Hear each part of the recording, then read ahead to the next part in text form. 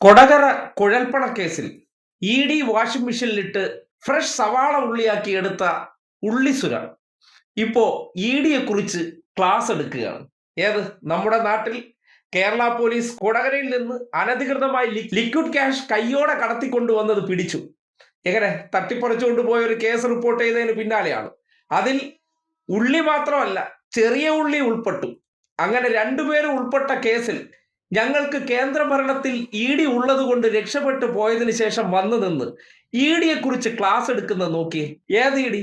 ഈ നാട്ടിൽ സാധാരണക്കാരന് 20,000 രൂപ വരെ ഒരു ദിവസം ATM-ൽ നിന്ന് വിഡ്രോ ചെയ്യാനും ബാങ്കിൽ നിന്ന് പരമാവധി 2 ലക്ഷം രൂപ മാത്രമേ കിട്ടൂ എന്ന് നിൽക്കെ 2 കോടിയിൽ പരം രൂപ ലിക്വിഡായി കൊണ്ടുവന്ന BJP ഏജന്റ് ആദ്യം വിളിച്ചത് ഉള്ളിസുരയാണ്. ആ ഉള്ളിസുരയെ പിന്നീട് ഇ ഡി എന്ന BJP വാഷിംഗ് മെഷീനിലിട്ട് കുറ്റവിമുക്തനാക്കിയതിനു ശേഷം അദ്ദേഹം പിണറായി വിജയന് ക്ലാസ് എടുത്തു കൊടുക്കുന്ന ആ തൊലിക്കട്ടി ഒന്ന് നോക്കണേ. ഈ CMRL കമ്പനിയിൽ നിന്ന് പണം വാങ്ങിയവരിൽ UDF-ന്റെ പ്രമുഖരായിട്ടുള്ള പല നേതാക്കളുണ്ട്.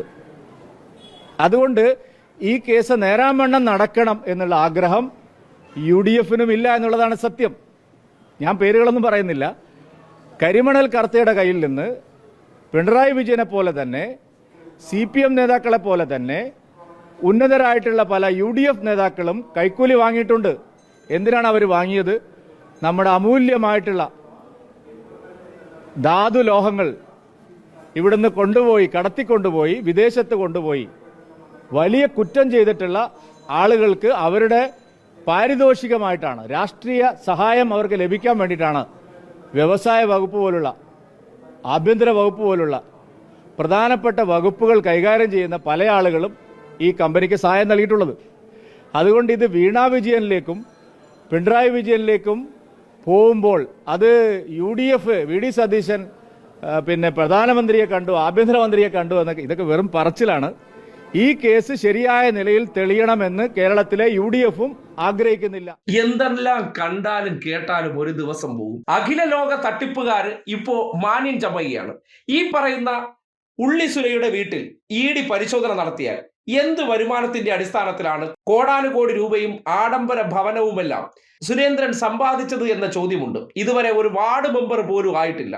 തെരഞ്ഞെടുപ്പിൽ ലോക റെക്കോർഡ് തോൽവി. കേരളത്തിൽ ഏറ്റവും കൂടുതൽ തെരഞ്ഞെടുപ്പിൽ നിന്ന് തോറ്റ് തൊപ്പിയിട്ട വ്യക്തി. സാധാരണഗതിയിൽ തോറ്റ് കഴിയുമ്പോൾ വലിയ നഷ്ടങ്ങൾ ഉണ്ടാകാറുണ്ട്. പലപ്പോഴും പരാജയപ്പെട്ടവർ കുടുംബം വരെ വിറ്റാണ് അതിനുവേണ്ട ചെലവ് കണ്ടെത്തുന്നത്. പക്ഷേ ഓരോ തെരഞ്ഞെടുപ്പ് കഴിയുമ്പോഴും സുരേന്ദ്രനെ സംബന്ധിക്കുന്നിടത്തോളം കോടാനുകോടി രൂപയുടെ വരുമാനമാണ് വന്നു ചേരുന്നത്. അതും പോരാഞ്ഞിട്ട് സ്വന്തം മകനെ വഴിവിട്ട രീതിയിൽ കേന്ദ്ര സർക്കാർ സ്ഥാപനത്തിൽ നിയമനം വാങ്ങിക്കൊടുത്തു.